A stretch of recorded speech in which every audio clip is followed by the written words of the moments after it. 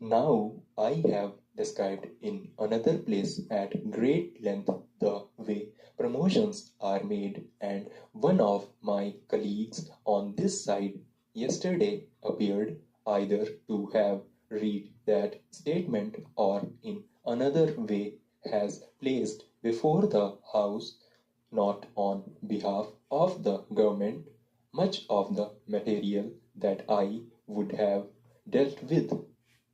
But here, what I want to point out is that these selections are done by well established procedures which have been there for many years and have not been altered. In regard to the bulk of the officers, there are complaints from some quarters that perhaps government ought to look more into it. That is to say, it is not a question of too much interference, but of too little interference with regard to the lower levels. But since that point has not been raised, I do not want to raise this problem myself. But with regard to the higher ranks of the army, it is done by number one selection board, as was pointed out, from colonels up to major generals, where 9 officers sit, that is, the chief of the army staff, his deputy, 3 army commanders, and 4 principal staff officers.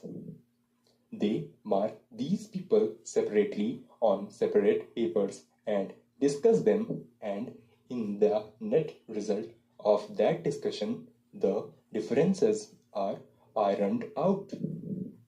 Besides examination of their records, the personal knowledge of these officers by their present or previous commanders who would be sitting round the table would be taken into account.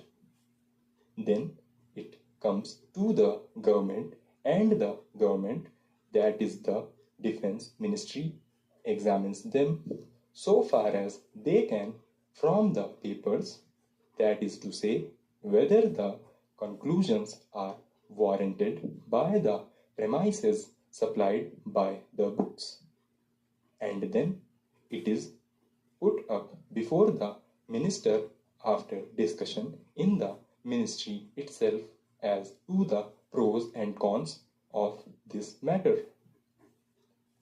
Normally, the recommendations that come from the army headquarters are accepted, and neither in the case that is now spoken about nor in anything else have these recommendations been turned down.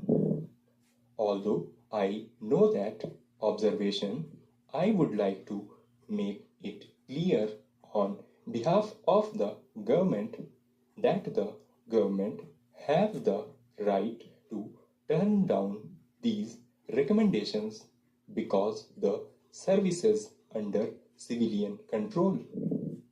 It would be a bad day when the government responsible to Parliament cannot